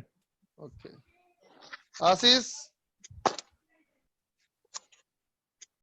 Hello hello sir, hello sir अब इसका पासवर्ड बता दीजिए। वैसे अब मोबाइल का पासवर्ड बता दीजिए। वैसे आप मोबाइल तो वैसे बहुत छोटा दिख सर। आप ये तो रेजो ऑनलाइन ऐप से, वैसे इसका रेजो ऑनलाइन ऐप से वैसे इस पासवर्ड नहीं पता सर, पासवर्ड नहीं पता सर। बेटा इसका पास बताने का हम लोग की परमिशन नहीं है बच्चा, है ना? ठीक है। क्यों किया गया तुमको पता ही होगा बच्चा, क्यों किया गया है सबको पता होगा बात है। Yes sir. यस सारे यस सर सारे कोई भी स्टूडेंट से लॉगिन कर लेता था सर, कोई भी स्टूडेंट से लॉगिन कर लेता था। हाँ कहीं ना कहीं इनजस्टिस, ये समस्या भी इससे हो रही थी बेटा। कोई बाहर के बच्चे भी करते थे, लॉगिन कर जाते थे और उल्टा पुल्टा बिहेव करते थे, है ना? चलो आगे बढ़े बच्चा। नोट हो गया सबका? सर जाइए थोड़ी देर सर, 1 मिनट सर, जाइए थोड़ी देर सर, थोड़ी देर 2 मिनट सर, 1 मिनट सर, थोड़ी देर 2 मिनट। हाँ हाँ ठीक है 2 minute, okay 2 minute, no problem at all.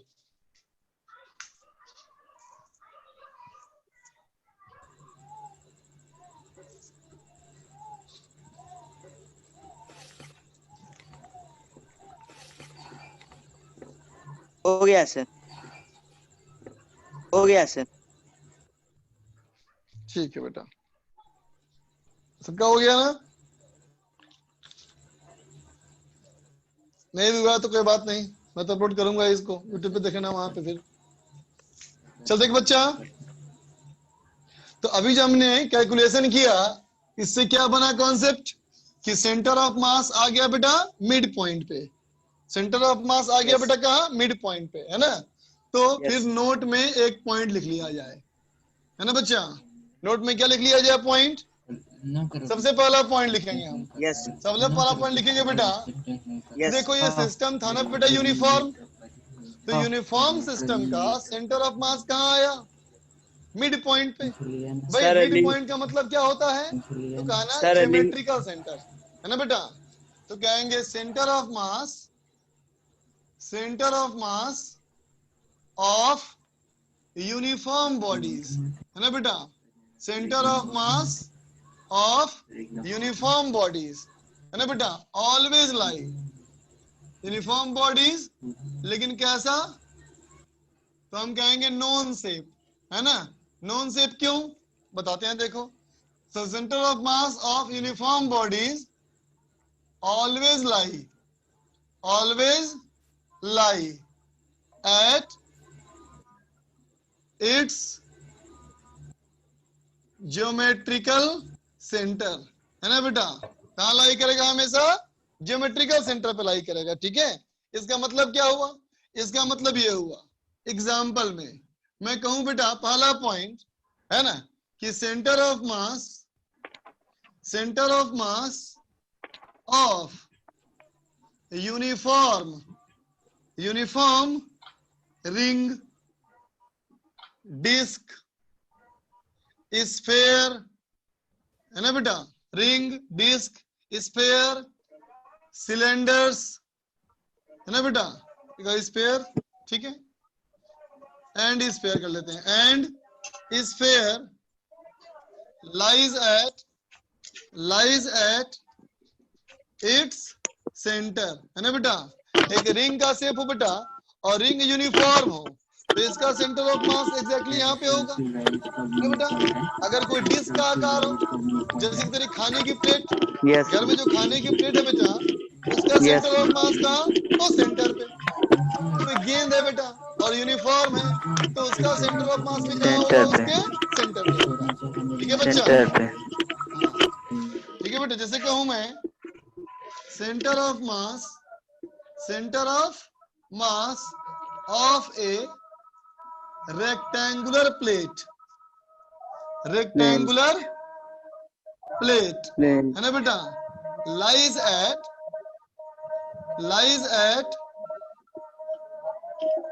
intersection point of diagonals, है ना बेटा? रेक्टेंगल का सेंटर ऑफ मास कहाँ? रेक्टेंगल का सेंटर ऑफ मास कहाँ? तो कहोगे ये डायगोनल जहां कट करेगा वही सेंटर ऑफ मास, है ना बेटा? कोई क्यूब का बॉडी हो, क्यूबिकल शेप का हो, तो क्या कहोगे? डायरेक्टली अपोजिट डायगोनल, जहां कट करेगा बेटा वही सेंटर हो गया उसका, है ना? बात समझा? तो अब सोचो क्या मैं नॉन शेप क्यों लिखा था? देखो नॉन शेप क्यों लिखा था, जैसे कि मान लो अगर मैं कहूं बेटा कि एक कागज को तुम रैंडम तरीके से फाड़ लो, एक कागज को रैंडम तरीके से फाड़ लो, ठीक है? तो देखो बेटा रैंडम तरीके से मैंने फाड़ लिया है कागज को ऐसे, है ना? तो बिल्कुल दिखता है कि ये यूनिफॉर्म है। ये पूरा कागज हर जगह बराबर मोटाई का है बेटा, तो है ना यूनिफॉर्म? लेकिन इसका ज्योमेट्रिकल सेंटर कहाँ है पता ही नहीं है, बोलो, है ना? तो यूनिफॉर्म तो है बच्चा, लेकिन जब तक नॉन शेप का नहीं होगा कोई फायदा होगा उससे? नहीं ना बच्चा, बोलो, है कि जब तक हमारा वो नॉन शेप का नहीं होगा बेटा, तब तक हमारा कोई फायदा उससे नहीं होगा, ठीक है? अच्छा अब चलो मैं कहूँ तुमसे, मान लो कि ये नॉन शेप का है बेटा, नॉन शेप का है ना? और चलो मान लेते हैं कि ये हमारा है बेटा, हालांकि ये भी अच्छा नहीं बना सर्किल, रुको एक मिनट और कोशिश करता हूँ।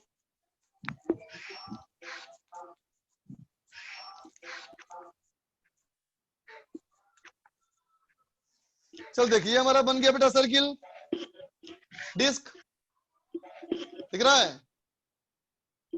तो इसका सेंटर ऑफ मास कहाँ होगा? बीच वाले पॉइंट पे सेंटर पे होगा बच्चा, है ना? Yes sir. इसका सेंटर ऑफ मास यहाँ सेंटर पे होगा ना बच्चा? लेकिन देखो अगर इसको ऐसे मोड़ दूं तो क्या बन गया? Semi disc, semi circle sir. Semi circle. अब इसका सेंटर ऑफ मास नहीं पता। यस यस, बात समझे ना? मतलब कहने का कि ऐसा नॉन से बेटा जिसका ज्योमेट्रिकल सेंटर हमको पता हो, नहीं तभी हमको फायदा है, नहीं तो फायदा नहीं है। ठीक है? यस यस, याद रहेगा हमेशा। यूनिफॉर्म बॉडीज का centre of mass geometrical centre, geometrical centre, geometrical centre. ठीक है? चलो दूसरी बात। अब देखो बेटा ये क्या कहा था हमने? सेंटर ऑफ मास। ठीक है बच्चा? तो देखो सेंटर ऑफ मास क्या कहा मैंने? 1/m integration of RDM। Yes sir, है ना? Yes sir. लेकिन अगर मैं कहूं बेटा centre of gravity, centre of gravity, है ना? तो नाम से ही क्लियर है, ये सेंटर किसका? मास का। ग्रेविटी। और ये किसका सेंटर है? ग्रेविटेशनल फोर्स का। यस यस, ग्रेविटेशनल फोर्स का, है ना बच्चा? है ना? इसका मतलब इसका फॉर्मूला कैसा होना चाहिए? इसका होना चाहिए 1/w integration of r vector dw। बोलो बच्चा, w क्या है? वेट। w यहाँ पे क्या है बेटा? यस, वेट है। समझा बेटा? वेट। w क्या है अभी यहाँ पे? वेट। वेट, है ना बेटा? अब सुनना ध्यान से, ये w को मैंने बोल दिया 1/net w, है ना बेटा? बोल दिया मैंने mg। बोल बेटा। और यहाँ मैंने बोल दिया क्या इसको? dmg। बोलो बेटा। भाई dw का मतलब क्या है? dm का weight. Yes sir, yes sir, है ना बच्चा? तो अब सोचो अगर ये g हमारा कांस्टेंट है बेटा, यस सर, कांस्टेंट से बाहर निकल जाएगा ना? यस सर, कांस्टेंट टर्म में। यस, जी यहाँ से बाहर निकल कट जाएगा, कैंसिल हो जाए सर। जी 1/m कट कैंसिल हो जाए सर। 1/m। तो अगर मैंने कहा कि जी क्या है? Yes sir, constant. दिखाई पड़ा ये? Yes sir. अगर जी क्या है? कांस्टेंट है। 1/m। जी कट जाएगा, क्या बचेगा फिर से? 1/m। 1/m r vector into d, वही बच गया ना? Yes sir. तो दोनों क्या आ गया? सेम आ गया। सेम, सेम आ गया। हाँ, इसका क्या बना कॉन्सेप्ट कि अगर हमारा जी का वैल्यू कांस्टेंट हो, कांस्टेंट, अगर जी का वैल्यू क्या हो? कांस्टेंट, कांस्टेंट, तो सेंटर ऑफ मास एक ही सेम होता है, एक ही होता है। यस, एक ही सेम है होगा ना? लेकिन अगर जी कांस्टेंट है तो, है ना? Yes yes. चलो सोचते हैं। मान लिया बेटा यूनिफॉर्म रॉड दिख रहा है ये? Yes sir. अच्छा कोई बताओ अर्थ का कितना रेडियस है बेटा?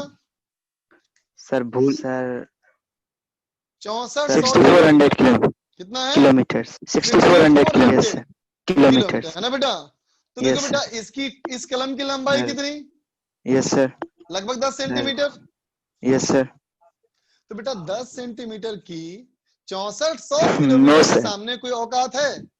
No sir. Yes sir. नहीं ना बच्चा, तो मान सकते हैं ना कि इस पूरी के लिए जी का वैल्यू कांस्टेंट है।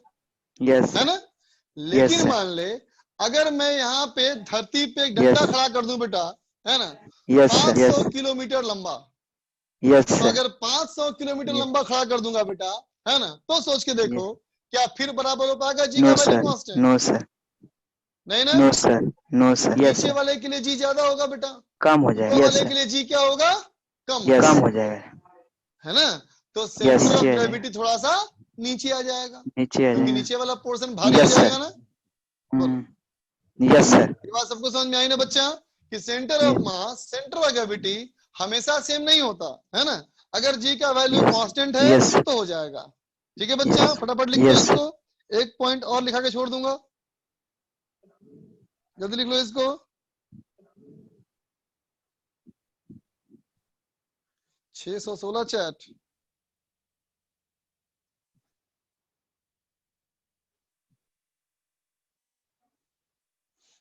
सही बात, अल्टीट्यूड के साथ बदलेगा जी का वैल्यू। सर लिख लीजिए सर, लिख लीजिए। डब्ल्यू वेट है बच्चा, बाकी बच्चों लिख लो।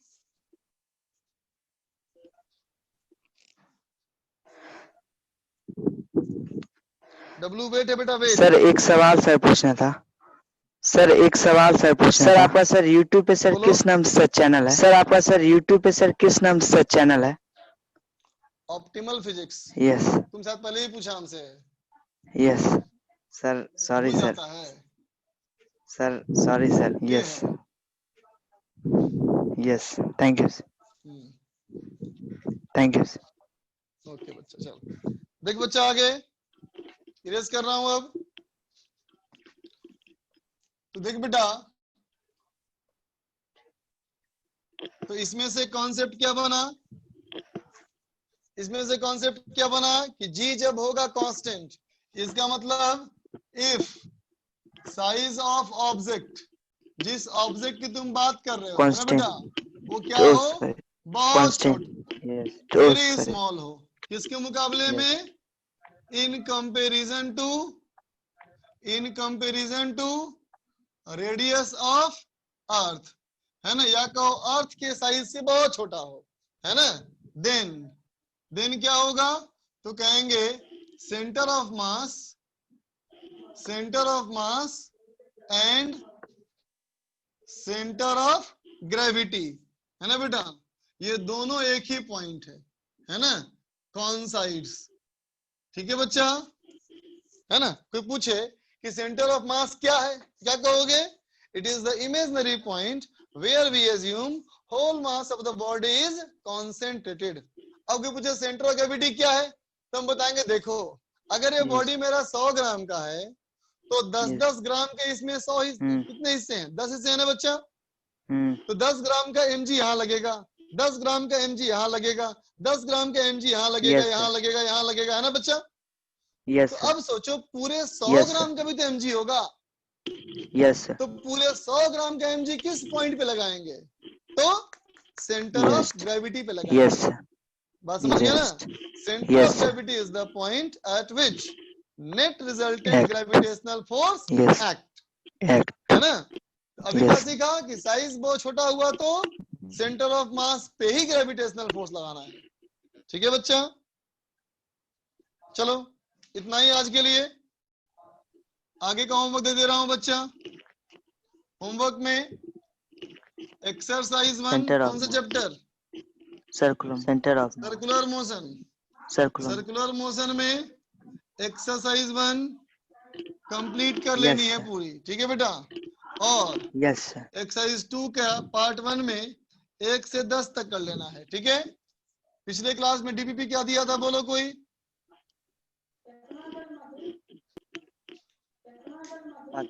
कोई बोलो, मेरे पास लिखा हुआ नहीं है, चैट में कोई ना कोई लिखेगा।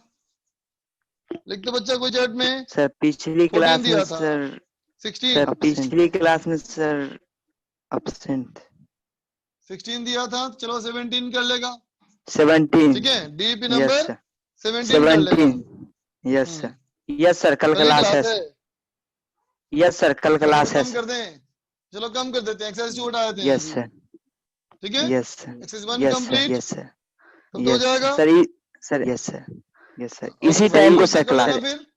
यस सर, इसी टाइम को सर क्लास है। यस सर, इसी टाइम में क्लास है, ठीक है। यस सर, यस सर, पूरा कर लेना हम लोग को है। यस सर, डीपीपी कर लेना है तुम लोग को 20। यस सर, ठीक है। यस चलो सर, बच्चों आज के लिए इतना ही। Good night sir. Bye, have a good day.